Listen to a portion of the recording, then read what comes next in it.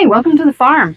I'm Chris, he's Kelly, and we are the owners of Paradise Found Farms, a small pasture-raised poultry farm in Tallahassee, Florida.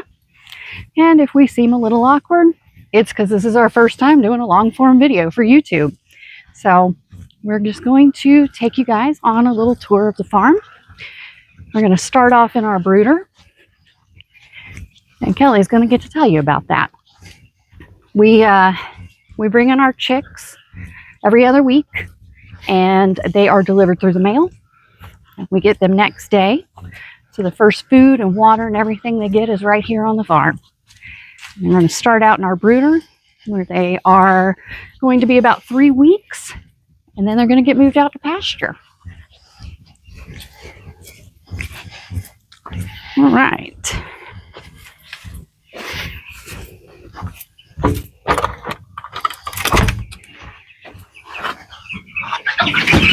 Ooh. Hi, babies. All right, I'm trying to turn you guys around. Close the door. We have got some brand new laying hens in here. Well, they're not really brand new anymore. They're several weeks old, so they are mixed in and mingling with the broilers. We gotta make sure we keep our door closed. All right, Kelly, tell them a little bit about what we do in here. So what you're looking at is 2.5-week-old broilers with some layers mixed in of various ages. They'll be going to the field here in the next couple of days. All of them, as a matter of fact. But we've got our brooder set up so that we can brood up to 300 birds in a batch. We no longer do that many at a time. This is a batch of 150 in here. And then on the other side, we have birds that just came in this week. So these guys aren't even a week old yet. And the same thing, they'll be in here for 3 weeks, and then we move them out to pasture. So we've got things mostly automated when it comes to heat and ventilation in here. We use thermostats to control the brooder lamps and exhaust fans so that we can regulate airflow and temperature. So once the 3 weeks is up, then we move them out to pasture, and we can take a walk out there and we'll show you what we've got.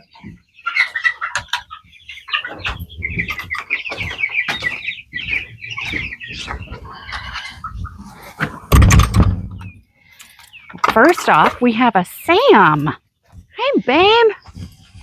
What are you doing? Hi, sweet boy. All right, so this is Sam. He's one of our 4 livestock guardian dogs.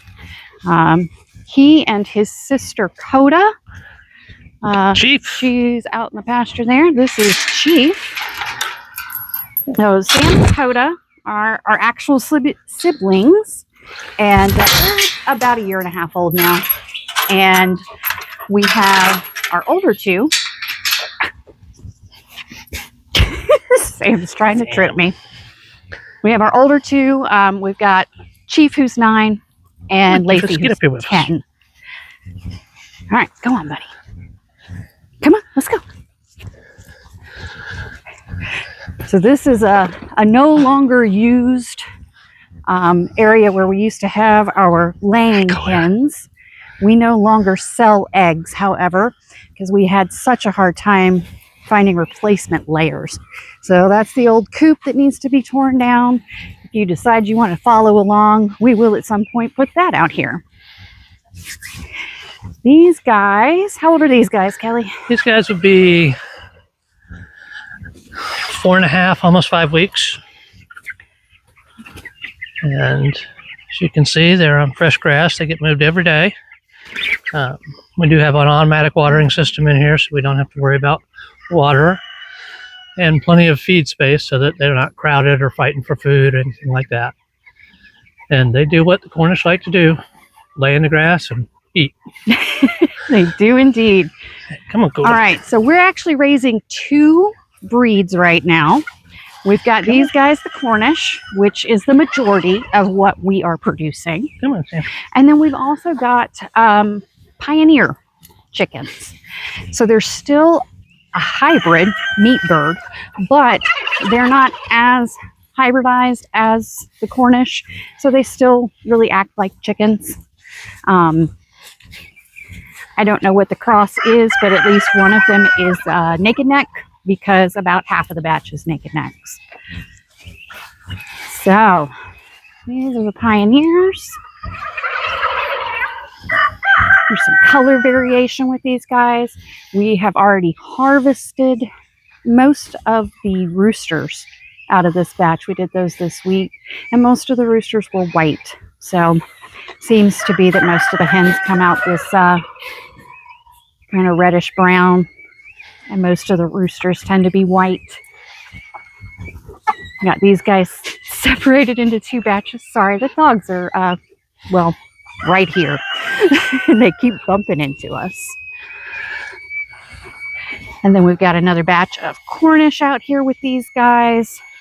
These guys are 7.5 weeks. Yep, we've already harvested a few out of this batch. The water is making noise. Sorry, I know that's terrible noise. All right. The puppies are very helpful. And then we got some turkeys over here. So we usually do a spring batch and a Thanksgiving batch. I left the water on. That's why it pump's running. This way. Kelly forgot to turn off the water on the turkey.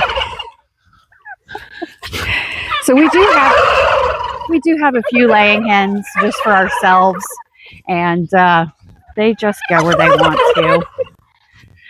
So these guys are ready to be moved. We need to set up a new paddock for them. They've been out here long enough. The ground is disturbed enough, and it's time to get them in a new paddock. So we'll make sure Kelly sets up a camera for that. We have Prince. He's a Narragansett. He's just a pet. We have him and Cindy running around somewhere. Oh, Cindy's in the pen with the big turkeys here. There she is. Here we go. So these turkeys are actually, they're pets, but they're not pets of ours. They're pets of Miss Lacey. And Miss Lacey is the big dog around here. I see her over here by the old coop, so we're going to go say hello. So Lacey is our oldest dog, and she gets very attached to the turkeys when we have them on the ground because they take longer to grow out. So we got her own turkeys. Hi, beautiful. Nice. That's all we're going to get from you, girl? Yep, that's all we're getting from the sweet old girl. So she's the queen around here. Everybody does what she says. And this boy here, Chief, is very protective of her. But everybody's very bonded around here. So we have some guineas and some ducks running around here too. I don't see them around right now. We did get a hatch of 12 ducklings a few months ago. So you'll see some of that. This is the tractor we had them in. This is also the tractor that the new layers will get moved into. Oh. Anything else you want to point out?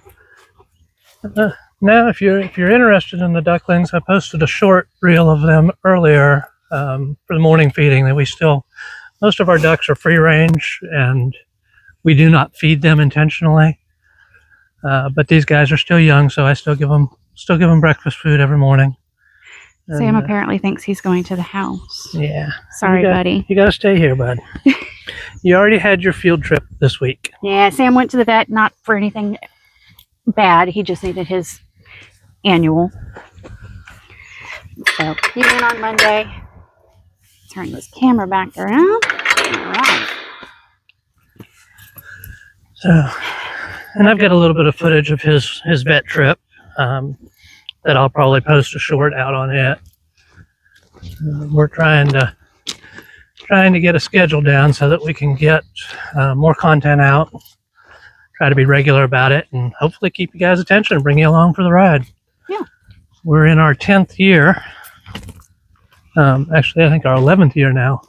Yeah, 11. Yeah. So we've got lots to share, with lots that we've done. We'll take you up now and show you our processing area where we do all of our processing, packaging, getting things ready for sale. All right, yeah, let's do that.